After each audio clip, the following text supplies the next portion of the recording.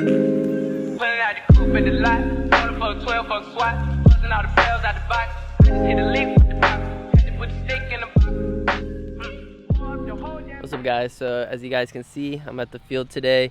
Originally there were supposed to be like 4 other people, but I guess they decided, there's a lot of, things people had to do this morning, so it's just gonna be me, and I'm gonna be taking you guys through like a full session. I'm wearing the Stats Sports GPS tracker, and also have a heart rate monitor under here. I'm using my Apple Watch to track my heart rate, just see where it is. I have practice later today, so I'm not trying to kill myself, but I am trying to get like some conditioning in. We probably will end up doing some conditioning at practice, but I still want to do that extra work, just because I feel like I'm behind and I really want to catch up on my fitness. I feel like I'm getting a lot better, getting stronger, but I'm still behind of where I want to be at. So I hope you guys enjoyed this video, and I'll see you guys later. So the first thing I'm going to be doing is I'm just going to jog for about 5-10 minutes, just get my body warmed up, and just to get some extra distance. It's going to be a low intensity, nothing crazy. Then I'm going to do some of my mobility / dynamic stretching, and then I'm going to go into some technical stuff, doing some juggling, some passing off the wall. So right over there they have a nice wall where I can pass off, do some more technical work. Just because I'm by myself, having a wall is the best thing to have, because now like you basically have a partner that is going to pass the ball really well. So no excuses. After that, I'll check in with you guys, and I'll show you the next drills I do. So I finished the warm-up portion. Now I'm going to go into some of my mobility and dynamic stretching. So I like to call this like a flow, because you're kind of like in yoga, this term means going from like one stretch into another, and you're just doing like more thing. It's not like a static stretch, it's more of like a movement going through that stretch and trying to opening up different ranges, which I find is super helpful for me, because after practice I feel extremely tight, and doing these help alleviate that tightness. So I'm going to show you guys a couple stretches. I'm going to go open up wide. So I like to start up here because it kind of shows me like how tight I am in terms of my hamstring. So I'm going to go here, here, here, here.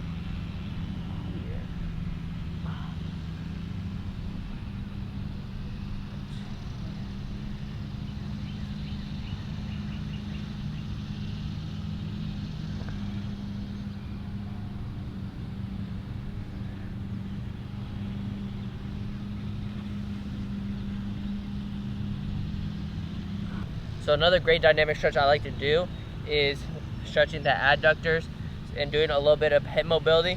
So we're gonna do like an open the gate. You're gonna sit back down here like this, and you should feel the stretch here, making sure that this toe doesn't point up like that, but make sure the entire foot is on the ground. So when you sit back here like that, you should feel it here. You wanna push this leg down towards into the ground, come back up, repeat that side, or if you want, you can go into the next side, but it's personal preference after that point. Alright guys, so once we finish with that warm up, now we can go into the technical portion, which we're going to go into some juggling. And I always like to challenge myself, so I'm going to show you what I'm going to be doing for this technical warm up. And based off the warm up, you don't have to do exactly like what I do, as long as you do something that warms up your body and improves your mobility and your range of motion, that physically and mentally prepares you for the training or the game. I feel like it's a good warm-up, so just take that into account. So let's go into the technical portion right now. What's up guys? So now we're going to go into the technical portion. Usually I start off with a tennis ball, but in this case I'm just going to go right into the regular size soccer ball. So what I like to do to challenge myself in the juggling portion is I like to try to keep myself in the same location for as long as possible. So I like to try to keep my foot on the line the entire time and try to stay on it, so that it shows like how consistent I can keep that ball in the same location. So give it a try. I like to do different things, like right foot only, then left foot only.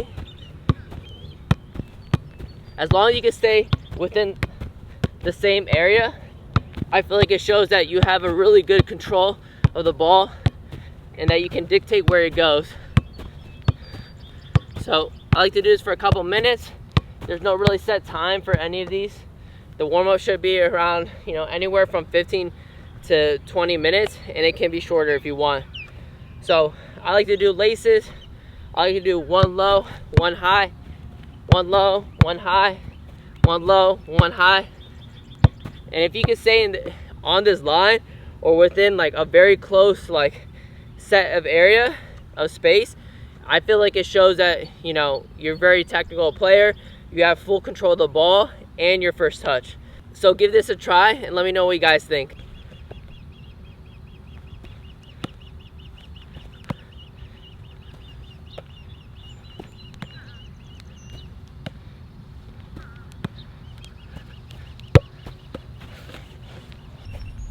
Alright guys, so now that we finished the juggling portion, we're going to go into some wall drills.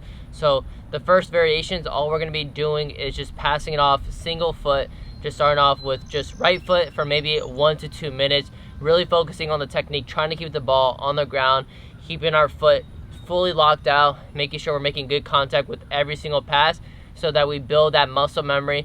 And at the end of the day, it's all about getting those repetitions. So if you could do it, you don't have to spend 1 minute on it.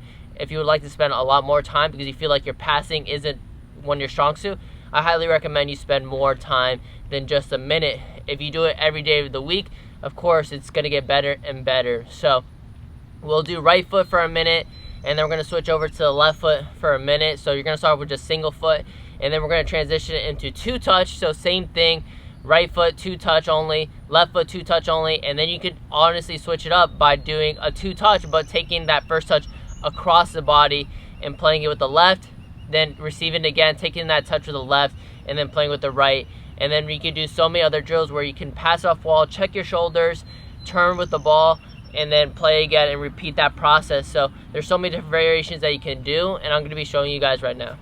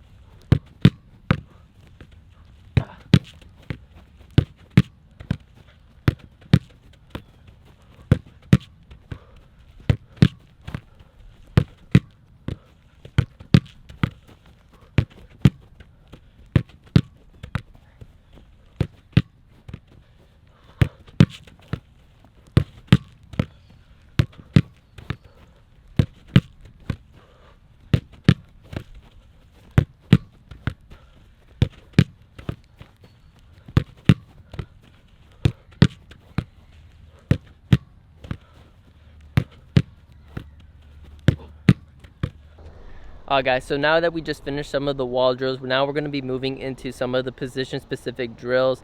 So this is going to be something working on as a fullback, aka as a wingback, right back. And something that I didn't do well last game was I didn't press the winger quickly enough, cutting off that lane of, passing lane, cutting off the line and forcing him inside and vice versa. So in this drill, I'm going to be showing you, I'm going to be starting at one cone. I'm going to be doing several different types of movements that I feel like I would be doing in a game, and I feel like it'd be very beneficial. It's very tiring, and you want to obviously do this at a high intensity because the way you train is the way you play. As cheesy as it sounds, it is true. So you might as well, push yourself, try to go as fast as possible. Obviously there's no one there except a cone, but just imagine there's a player there and I'm going to be showing you different situations.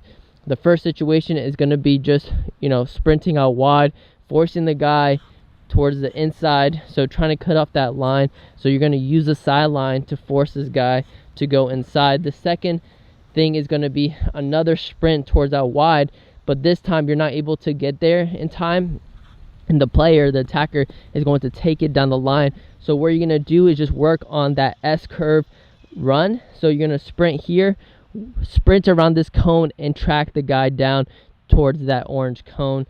And then the next two are going to be with the ball. You're going to be working on taking it inside, doing a move, accelerating, finishing on goal, or taking it down the line and looking for a cross. Obviously, you're not going to cross the ball. All you're going to do is just working on creating yourself space so that you can get that cross in, which is super important as a fullback, because obviously, you're going to have times where you're going to be almost as a winger. You're going to have to be able to distribute the ball, and you're going to have to create chances pushing up depending on your team's formation. So I'm going to show you guys a couple of clips and show you how it's supposed to look.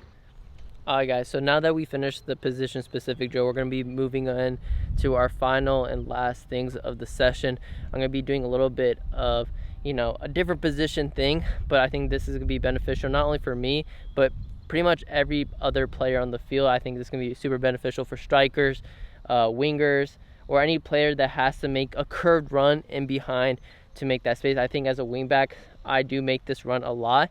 It's just that I tend to stay out wide and I go in too much a little bit most of the times, but I think this is going to be a great drill for my wingers, for my strikers, working on making those curved runs and being able to accelerate. So what you're going to be doing is you're going to set up 4 cones, because you don't want to just work on one side. You're going to be starting at the starting cone, and then you're going to be sprinting around the cone at a curved angle, timing your run, and then going in behind where the end cone where you want to end is going to be where you kind of receive the ball. So I'm going to show you a couple demonstrations.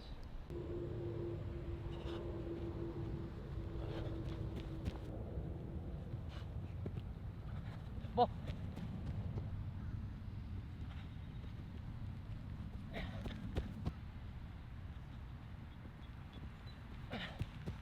What's up guys, so I ended today's session doing a little bit of speed and agility stuff. As you saw, I did 3 different box variations. All you need is 4 cones. You don't even need cones. You can use like 4 objects just to do those 4 drills, and you don't need a lot of space. All I did was a 5x5 square, and you can get a lot out of it. It is really tiring, depending on how much effort you put in, of course. But I also showed you guys another agility and sprint speed drill, which is great for people who have to make runs in behind to lose that defender and create space for themselves. So I hope you guys enjoyed this individual training session. I'm gonna head to the gym now and do some mobility stuff, maybe some core, and yeah, comment down below if you like these types of videos. Let me know what else you would like to see. I'm gonna be trying to do more of these, just more raw clips and stuff like that. But hope everyone has a wonderful day. It's a great day, get better, and I'll see you guys next one.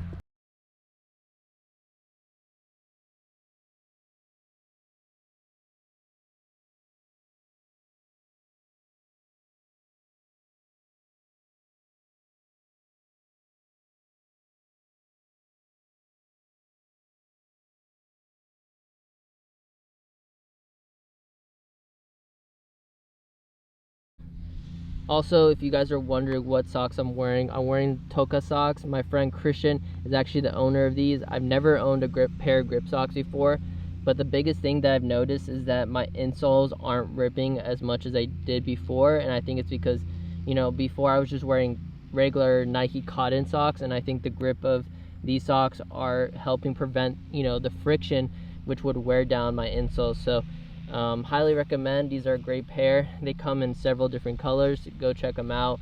I'll leave his website linked down below. He also has an Instagram as well. He's a professional soccer player in El Salvador. So, really great guy, and these really great pair of socks too. So never owned one, and I'm just really happy with how they've been helping me with my training. And they're just small things that they go a long way. So check them out if you're interested in grip socks, if you're a fan of grip socks, and if you want to wear something under your game socks to help don't like have the insole move within your shoe. So that's the only thing I wanted to mention.